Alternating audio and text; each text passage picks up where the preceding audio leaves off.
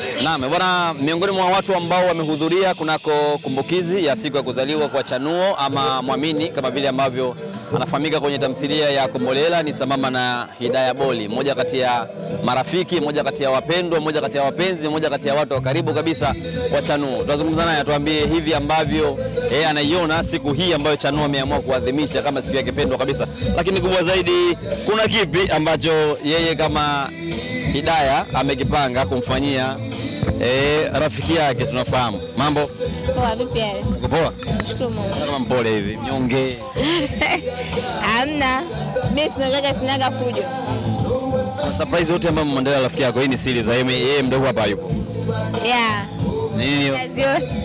Wataziona watu. Nimemwandalia surprise nyingi, lakini kubwa ambalo nimemwandalia ni kumwombea tu Mungu. Yeah. Unasema neno gani mazuri kama ikitokea akaitazama hii interview ambayo hujawahi kumwambia, unaweza kumwambia ili madi aliziki aseme kwamba kweli rafiki nimepata? Nampenda sana na tamani afike pale ambapo Mwenyezi Mungu amemwandalia kufika. Kubwa ambalo naweza kumwambia au kumsika kama kijana mwenzangu, asibabaike na umri. Umri ni kitu ambacho hakiwezi kurudi nyuma, na miaka ni kitu ambacho, yani umri tu hauwezi kurudi nyuma. Aithamini sana leo yake na aitengeneze kesho ambayo hatujui, ni fumbo kubwa sana kwa Mwenyezi Mungu. Tulizungumza siku kadhaa nyuma, ukaniambia vile ambavyo unachokizwa ukimwona Chanuo ama Mwamini anazungumza kuhusiana na mahusiano yake ya nyuma yaliyopita. Mwisho jana akafanya hivyo hivyo. Ulizungumza naye nini mara baada ya kutoka kwenye interview ya Diva? Nilimchamba sana sababu nilikuwa naye, nikamwambia naomba hii ndio iwe interview ya mwisho ya wewe kumzungumzia mtu ambaye umeshatoka kwenye maisha yako, kwa sababu kwa kufanya hivyo utazidi kutengeneza uhasama. Nyinyi ni watu ambao mna familia, mmezaa, lakini pia mlikuwa kwenye ndoa, mmefanya vitu vingi kwenye ndoa ambavyo ni kama siri ya jando. Jandoni hakuna siri ambayo inatoka uraiani. Kwa hiyo vitu vingine vibaki tu, kama uliumia, mimi nimepitia magumu yangu, lakini hakuna mtu ambaye anajua. Mpaka nikwambie Nyundo mimi nimepitia 1 2 3 4 5 ndio kweli. Kwa hiyo na yeye hata kama ni kioo ni nini, tunahitaji kutoa elimu kwa watu. Ameshaitoa elimu, palipobakia yeye aendelee kupambana na maisha yake. Nimemwambia hivi interview yako ya mwisho ukiulizwa kuhusiana na masuala ya mtu ambaye ameshatoka kwenye maisha yako, waambie tu sijui kuhusu yeye kwa sababu hayuko kwenye maisha yangu. Alizungumza pale kwa hisia sana kuonyesha swala la taraka, kana kwamba ni mtu ambaye anatamani ya move on, lakini kama madebe yanamzuia hivi. Wewe umeshapitia maisha ya ndoa, bila shaka umegewa taraka, sio? Ulijaribu kumshauri labda pita hivi uweze kupata taraka yako? Nimemwambia kuna njia ambazo ni zipo rahisi sana yeye kuzifuata, azifuate atapata taraka yake. Ili awe huru zaidi. Yupo kwenye huba mdau anasema. Hivi kule ndani huo mkikaa mnazungumza nini kuhusiana huyu na mpenzi wake mpya Steve anayemzungumzia? Namshauri tu kama atulize akili, kwa sababu wanaume ni wale wale. Hakuna kipya kwenye wanaume. Uzuri aliolewa, amekaa kwenye ndoa miaka 5 almost. So atulize akili yake. Kama anampenda kweli, atulie, amuombe Mwenyezi Mungu. Hapo kwenye kutulia pia dua ziwe nyingi sana, kwa sababu husda ni nyingi sana. Sio kwamba mpaka mtu akakuroge, lakini kusema huyu naye anajishaua na bwana wake ni husda pia. Mara nyingi wewe ndio mtoka karibu, naamini ndio kwa mnakaa naye sana. Hata siku moja shakuongea na shemeji hivi, mpe simu shemeji yako nimsalimie, unajua zile? Mpe hiyo. Sasa unaongea naye. Mwisho leo tumeongea. Vile ambavyo unaongea naye ni mtu wa design gani, kwamba ni kweli anastahili kugewa dada yetu Chanuo? Yule mshikaji chara sana, yani ni mtu ambaye kwanza si nimzungumzieje, ni mtu ambaye yuko humble sana. Pia hata hivyo ni kabila limembeba. Mimi nishai kudeti na kabila lake. Ambao ni lipi? Sukuma. Wasukuma ni watu ambao wana huruma sana, wana upendo, pia hawanaga makuu, yani hawana zile ikaeka. Yani nishoto kama ni sio mkaka wa mjini, japokuwa kuna maisha mengi ameyaishi, pia sio limbukeni. Unajua kuna wengine wanaishi maisha mengi, ukizingatia yeye yuko mbali na nchi yetu, angekuwa ni mtu fulani hivi wa kujikweza sana, lakini yeye yuko nomo sana. Nampenda na nawaombea wafike mbali sana. Ikiwezekana hata ndoa, wazae, whatever. Kama ndoa yako inakwenda kutimia hivi, Unatamani kwamba mbali kujiombea mwenyewe unatamani na Chanuo apate mtu kumuoa? Nilishamwambia yani siku ambayo utaolewa au siku ambayo utafanywa kitu chochote na mtu ambaye unahisi unampenda ndio utaona vibe langu lilivyo. Pangu ufanya nini? Wewe ndio tutakualika.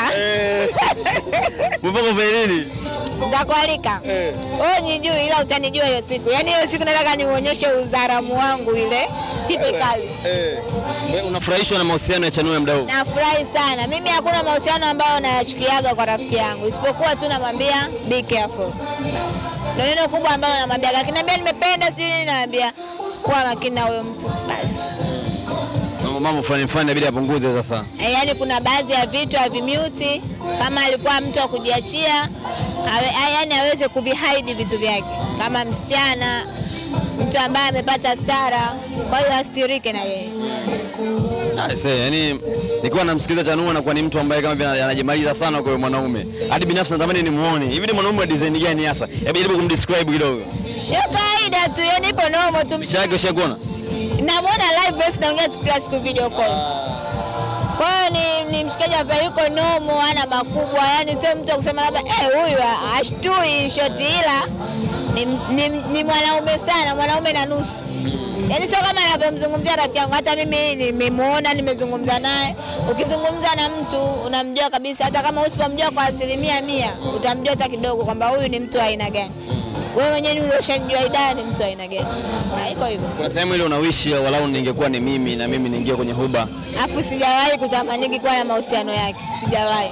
Yaani kutoka moyoni, sio kama naongea kwa sababu ni hata yeye mwenyewe namwambiaga.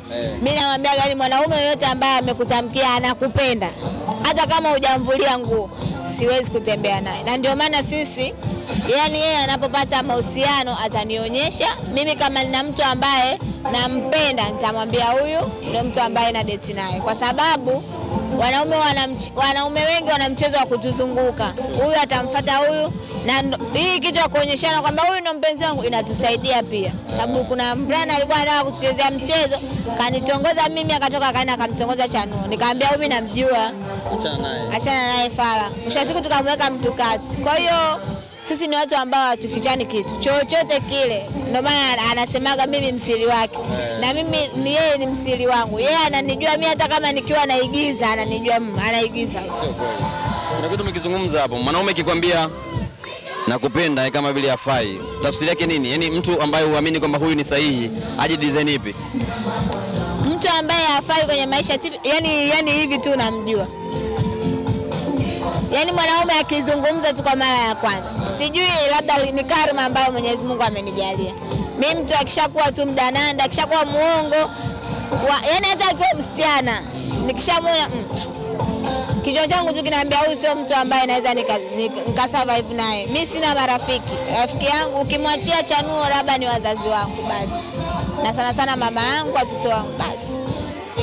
Tumalizie. Siku mbili nyuma palikuwa na birthday ya moja kati ya wasanii wa Jua Kali, Sophie. Bila shaka umesikia hiyo.